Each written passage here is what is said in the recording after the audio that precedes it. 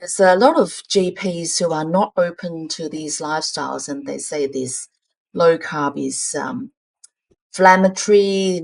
Everybody can't. It's not sustainable. People can't do it. You, if you're a GP and you're promoting it, you're just setting them up for failure. Dr. Avi Charlton, how did you become a low carb doctor? Oh, hello, Dave. Thank you for having me. I became a low carb doctor maybe about 5 or 6 years ago. I've actually been a GP for 20 years. I've been a doctor for that long, and I've just been doing normal general practice. But through a personal journey, I stumbled while I was trying to lose weight about ketogenic diet. What happened was my kids started to get a bit bigger, and I wanted to lose some fat myself, and I wanted to get fit. My kids are now 13 and 16, and this could be 7 or 8 years ago. I joined the gym, just a local gym, and the personal trainer decided that if you want, we can do an 8-week body transformation challenge. And I thought, oh, that would be good fun. And I signed up to this body transformation challenge mainly because that I didn't want to miss out, a bit of wanting to join in the fun that my fellow gym goers started to go to this challenge. So the gym personal trainer prescribed me with a spreadsheet that I had to follow this diet. I have to put the food on the scale of so much protein, so much fat, so much carbohydrates, and 3 meals a day. And after 8 weeks, I won the challenge. I lost 4 kilo, 4% body fat, and being an Asian small build, I was very happy that I lost the fat and won the challenge and looked into this diet. So what actually happened? And turns out this was a ketogenic diet, low carb, high protein, moderate fat. And of course, it combines with exercise, strength training. And I was pretty happy. And I looked into the science on what this diet does, look into ketogenic, low carb diets, and it opened up to a whole new world that I didn't know it exists. Having been a doctor for maybe I was about 15 years then, still had no idea about low carb diets. So I was amazed and I kept looking into the science. I did courses through Low Carb Down Under. There was a doctor's course that I signed up to, a weekend course just in the city in Melbourne. And then I looked into online course through Nutrition Network. Then I keep looking and networking with other doctors. And here I am. After 5 or 6 years, I'm still prescribing low carb ketogenic diets to my patients and keep diving into the science of therapeutic carbohydrate restrictions. It's been an amazing journey so far. So, when patients come to see you, are they coming to see you specifically because they know you're a low carb GP, or are they coming just to get help with something and you're often prescribing low carb diets to them? Yeah, there's a bit of both. So I have put my name out that I'm a low carb lifestyle GP for about 3 or 4 years, and then I've branded myself as Melbourne Low Carb Clinic for the last 2 years. So I have putting myself out in social media that I'm a lifestyle GP promoting low carb diets. So there are quite a few patients that specifically come to see me knowing that I prescribe low carb and they know what they're getting into.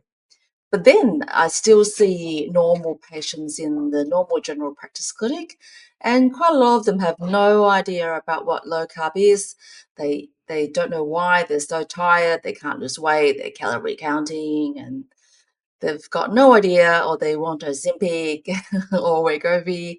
Then I introduce them that, hey, maybe you can consider this therapeutic carbohydrate restriction on top of Ozempic or instead of Ozempic, and that's how I get my patients to be interested at, at other times. So yeah, it's been an interesting journey so far. What kind of reaction do you get from that type of patient that, they're coming in and they're saying, "Look, I've got all these problems. I've got type 2 diabetes. I'm obese. I all this stuff, and just give Yeah. me the Ozempic." And when you say to them, "Well, actually, maybe there's another thing you can do," what kind of reaction do you get? Oh, it's a very varied reaction. Some people are not very open to it and they'll be resistant. They say, "Oh, I'm doing all the right things. There's nothing I can improve. I'm eating all the right food. I don't eat much sugar." But they eat lots of carbs and the standard diet. And so there are patients who aren't interested in listening. But then there are some that I have opened up a new door to them and they would be interested and say, "Look, give me some more information. I'll look into it." And now that you've mentioned, all the carbohydrates become glucose, and they start to realize that carbohydrates are no good for you. And they are keen to look at more into natural therapies, more lifestyle, and how they can lose weight naturally rather than medication. And I do talk about the side effects of medication, the Ozempic as well, such as they not only lose the fat, they also lose the bone and the muscle. So lots of lean body mass, up to 40% of the lean body mass can, so up to 40% of the weight is lean body mass that is lost. And then there's mental health side effects that they can get with going on Ozempic, like they can become more depressed or even amotivated from being on this medication.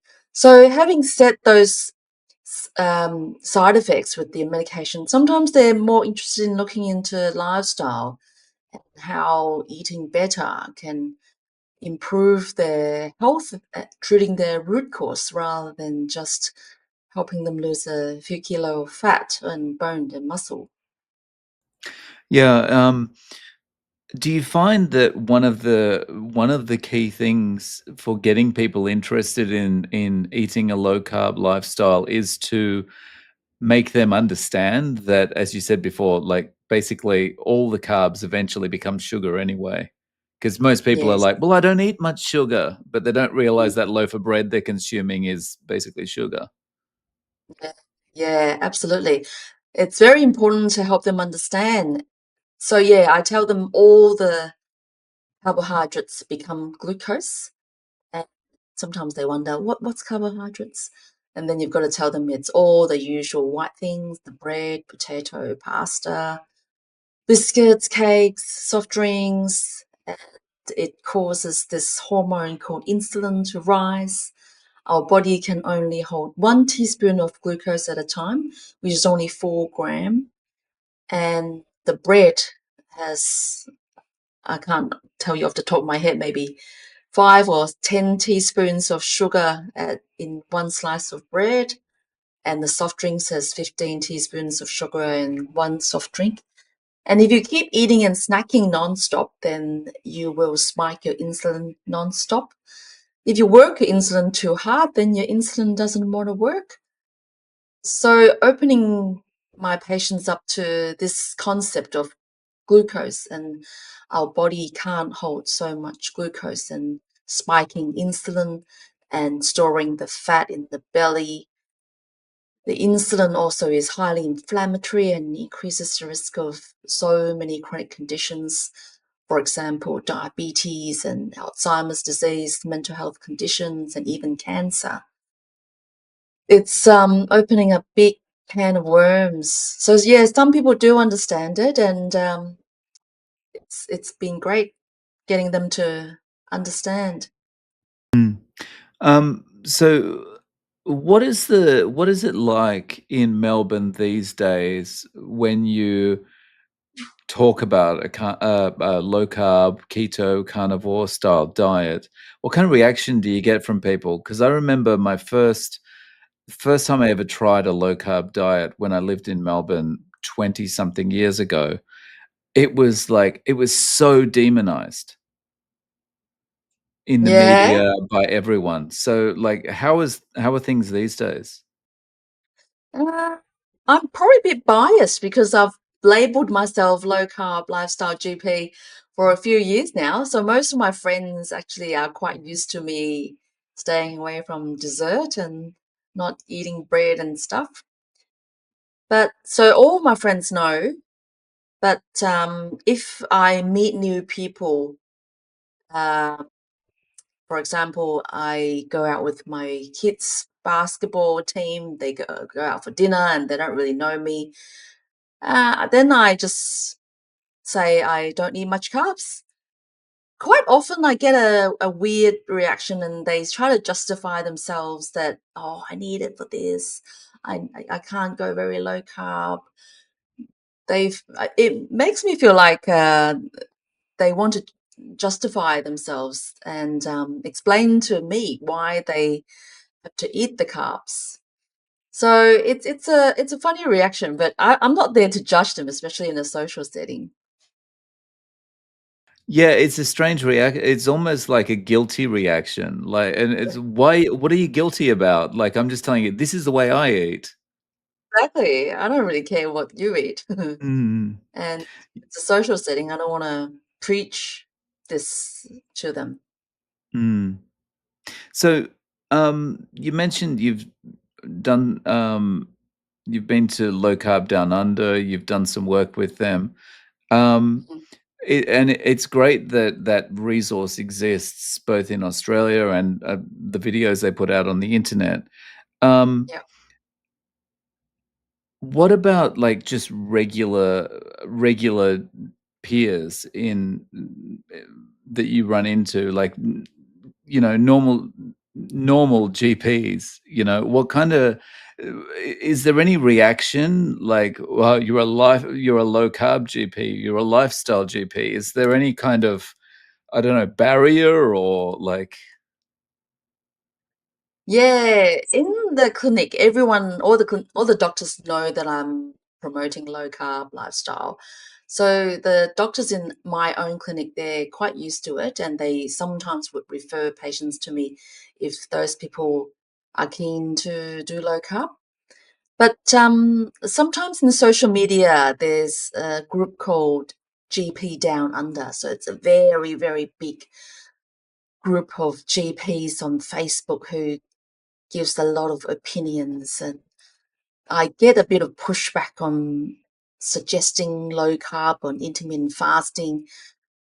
There's a lot of GPs who are not open to these lifestyles, and they say this low carb is inflammatory. Everybody can't. It's not sustainable. People can't do it.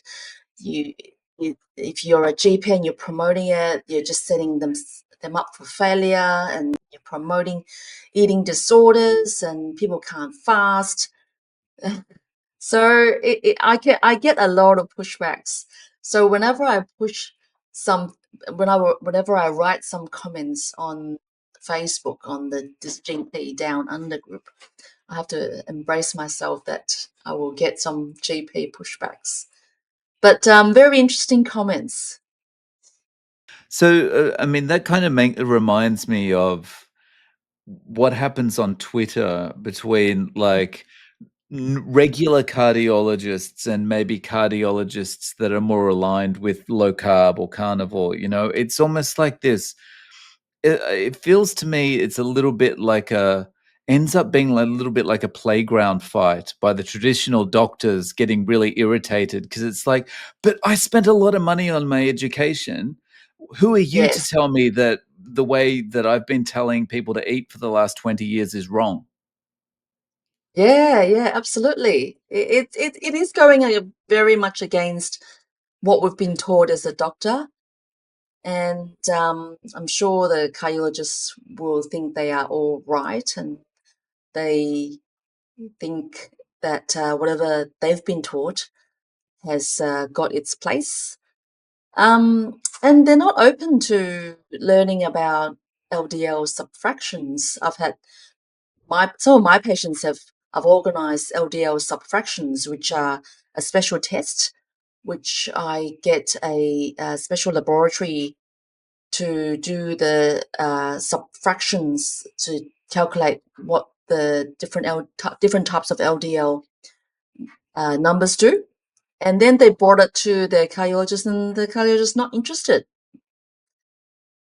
So yeah, so there's these kind of reactions. So there are a couple of low carb friendly cardiologists that I like to refer to, but which are more open to understanding people in this space really don't like the statins, and they're more open to getting tests done and more sympathetic and being more nice to our community.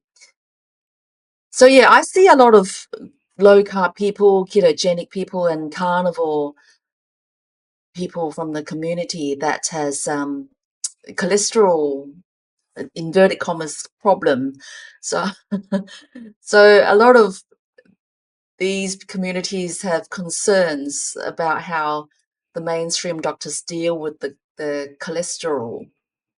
So this is the majority, not just a majority, but it's a big part of what I do is try to give a bit of explanation from my opinion on what is actually happening with high cholesterol, high LDLs, and what I think is the ideal cholesterol profile. So I like to look at the cholesterol profile in terms of the ratio between the triglyceride and the HDL rather than the total cholesterol and the LDL. And I like to explain to them the ratio is much more important. We want the triglyceride to be low, we want the HDL to be high, and these are really the markers of metabolic syndrome. And also looking at other markers, the whole person as a whole, like blood pressure, HbA1c, fasting insulin, and whether there's accumulated waist belly fat. So I incorporate all that to assess a person's metabolic health. And then if there's concerns, then I offer extra tests like the LDL subtraction that I've mentioned before and coronary artery calcium score. And quite often it gives the patient much more of an idea on what we're dealing with. Sometimes a person who has adopted this carnivore or low carb journey just in the last 6 months, but previously quite overweight and adopting a standard lifestyle, can come back with a very high calcium score. And we do have to manage the high calcium score, and that might involve seeing a cardiologist for an opinion. So that is quite often what I do. Um, it's always interesting to me, like when you see doctors, like my doctor's the same, have a breakdown because of the high LDL. They're almost having a heart attack on your behalf because of your high LDL. But That's right. as you say, looking at all the other numbers, everything else Yes. looks good. Yeah. Blood Yeah. pressure is good, waist circumference is good, all of these things are good, but it's just That's the right. LDL, and they're ignoring everything else and having a breakdown because of your high LDL. It's a bit crazy. Yeah. Yeah. That's why a lot of patients want to come in to see me to get my opinion and my take on what's happening. Once I explain to them about the other markers, triglyceride, HDL, and then we can get the calcium score, quite often that reassures them a bit, especially if they come back with a very low calcium score and good other markers, then they're much more reassured. Um, when you're for testing, I've Mm. heard there are three different ways of kind of testing what's going on with your arteries. There's like the calcium score, there's the CT angiogram, and then there's one where you could just do an ultrasound of the carotid arteries. Yeah, Which one do you think is probably better for kind of giving an overall idea of what's going on? yeah. I think the most accessible, easiest one for a GP to organize is the coronary artery calcium score. So that's the CAG score. That's because it's not invasive when you don't have to put dye into the body. It's a simple CT scan. Um, it costs about $200 or $300. A GP can organize it. And if it's zero, which means there's no calcium deposits in the heart, it is very reassuring that your risk of having a heart attack in the next 5 to 10 years is very, very low. It is only showing hard calcium in your heart arteries, not really the soft plaques. But it is quite safe, and it's pretty good in showing us an idea of how your arteries in your heart is. If this is high, and if you go to a cardiologist, then you can get this coronary CT angiogram, which does involve an injected dye, and it will show the soft plaques as well as the hard plaque. But it just you need to see a cardiologist for this test, and it's a little bit more invasive, a little bit harder to do, but it's still quite accessible to patients as well. A carotid Doppler ultrasound, that's quite easy to do as well. It's a Doppler ultrasound of the neck arteries and the carotid artery. Um, I think the data is more on the coronary artery calcium score more rather than the Doppler ultrasound. That's why I think the calcium score is a better test. So it just tests for a different artery in a different body more. So the carotid artery Doppler tells us more about your risk of strokes rather than risk of heart attack. Thank you. Um, how many people do you have coming to you? And you explain about maybe they've come to you about Ozempic, yeah, and you explain to them, well, there's some risks with this. How about Yeah. this diet? For the people that kind of don't come in um, thinking about diet, but they leave going, okay, I'm going to give the diet a try first. How do you have an idea how many of those people have success? It's very hard to have an idea because those that fail won't come back. They might have gone to the doctor and got Ozempic rather than trying the diet. So I can't tell who has success. But sometimes, occasionally, I would get a patient coming back a month later saying, "Oh, look, I've tried this and I've lost weight." So sometimes, without much guidance, especially the men who is lose weight much faster, then they would come back with success and would do the blood test later, 3 months later, and the markers all improve. But it's very variable. People have all sorts of different journeys. Some people have success and then they relapse because of some stress going on. Um, yeah, Have you personally had any experience with that kind of thing, where perhaps, you're going along okay on a low carb diet, and then, you have a weekend where you indulge, and that weekend becomes a week, becomes a month, becomes a longer period of time? absolutely. Because I've done this for so long, I am quite used to the ups and downs, and I know my patients would sometimes go off track and then they would snowball into something. I try to pull myself up if I go off for a day. Sometimes there's some stress going on, sometimes I go on holidays, and sometimes there's nothing available and I just have to eat whatever food is available. So if I have a slip, then quite often it doesn't last that long because I try to pull myself out and I try to get back on track the next day. But I totally understand some patients it'll snowball and become off track and it'll take them a while to come back. It could be the stress, it could be trying to manage mental health, trying to manage kids, and they just not looking after themselves.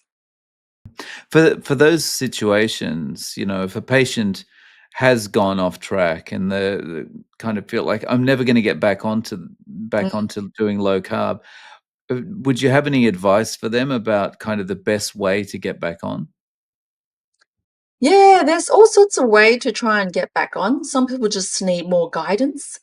Some people need regular appointments. Like I have a lady who sees me every 2 weeks, and she wants to email me all her food diary just to keep accountable. So it depends on the person. There's another lady who set up a social media account and would take photos of all her meals every day and then try to set it up as an accountability account on social media, on Instagram. So that's another way. I have a support program called Low Carb Pro where I offer a Zoom low support group. So we Zoom each other every 2 weeks. We talk about a topic and then we exchange ideas just for a catch up every 2 weeks on a Thursday night. So that's what I provide to as anyone who wants to join for $25 a month. And then sometimes I talk about maybe you need more knowledge. Maybe you need to indulge yourself with education. Maybe you need to learn why sugar is no good for you. Maybe you need to listen to more podcasts that all the glucose spikes up insulin, or the fructose goes in your liver, it causes fatty liver, all the signs to do with why we should stay away from the inflammatory foods. And so maybe that's what you need. You can go through all the podcasts that I record, all the low carb down on the videos to learn more about the science. And then I have connections with health coaches, nutritionists. Some people need help from different health coaches in the low carb space. So all sorts of things that people can get support from. And it's totally normal that people need support. It's hard because we're going against the grain because the whole society is eating this high carb diet. There's stress going on. There's so many things. It's a hard thing to continue this lifestyle journey, and we need all the support from each other. And everyone needs different support, and it's part of the journey to find out what support you need. And it might be part of the journey for you to slip and learn about yourself and then get back on and again learn about how you get back on, what works for you, what doesn't work for you. Yeah. I was very happy to see maybe about a year ago, there was a press release from the Australian Diabetes Association that they were partnering with Defeat Diabetes to kind of Yeah, start talking about low carb approaches. I think yeah. that's really good. Like when you compare that to the American Diabetes Association, which is recommending, chocolate chip cookies and stuff like that. It's quite a stark difference, right? Yeah, absolutely. That was very exciting. That's the work from Peter Bruckner, the founder of Defeat Diabetes. So yeah, I've been working with Peter, and I've invited him to do a talk in my clinic a couple of years ago. So Peter's my inspiration, and he's been working very hard to get low carb diets into the parliament as part of the treatment for diabetes and being associated with Diabetes Australia. So I think this is great because it just tells people that it is part of the treatment. It's not just medications, metformin, diabetes tablets, and insulin. The part of the treatment is low carb diet is something that doctors can prescribe. He does also set up some education days that he wants to educate GPs on how to prescribe low carb as part of the treatment. That's happening maybe next month or so in Sydney. So it's all happening, and he's got RACGP, the GP college, on board supporting them. So I think it's hopefully this opens up to more and more people knowing about low carb ketogenic diets. Yeah, that's fantastic. I just hope this momentum keeps going, and maybe, takes over in the US and the UK as well, and Canada and everywhere, because we really need this, because it's just everyone is eating such bad food these days, you know? Yeah, that's right. I think the carnivore diet is gaining the momentum as well. I know you are carnivore and you speak a lot about the carnivore. I'm certainly carnivore friendly, and lots of people who are carnivore are coming to see me. And, they want a supportive doctor to get them on the journey. And I've heard there's a lot of support, and it's getting into the media, especially with famous doctors like Anthony Chavy going into 60 Minutes to talk about carnivore. I think that's just telling people that this does exist, and it is something that we do. And we're gaining more publicity about how to use diet and lifestyle to improve medical illnesses rather than prescribing blood pressure tablets and antidepressants, that sort of thing. That's right, and yeah, I mean, any publicity is good publicity. It just gets the word out there, Mm. right? So, Avi, how can people reach out to you? Does your clinic have a website or do you have some social media where they can contact you? Yeah, yeah, absolutely. I'm pretty big on my social media. So on Facebook and Instagram, I'm Dr. Charlton Lifestyle GP. I'm on YouTube as Dr. Avi Charlton, and LinkedIn on Dr. Avi Charlton. And my website is www.mlcclinic.com.au. And people can reach me via all of those medium, and they can send me a message or email to just connect with me, or if they want to see me in clinic, I do telehealth Australia wide. If they want to come and see me in clinic, I have 3 locations in Melbourne. In Wantirna is my main rooms. I'm also in Pascoe Vale South and Paran, just to spread myself out in different areas of the city. So yeah, I welcome people to come and see me to have a chat about their metabolic health, if they want blood tests, if they want checkups or an opinion that is a second opinion from their not so supportive usual doctor. Yeah. Very nice. I'll include links to all your socials and website in the show notes. Great. Thank you very much for coming on and sharing your experience with us. I really appreciate your time. Great. Thank you for having me, Dave. I love your YouTube, and how you're spreading the word about low carb, keto, and carnivore.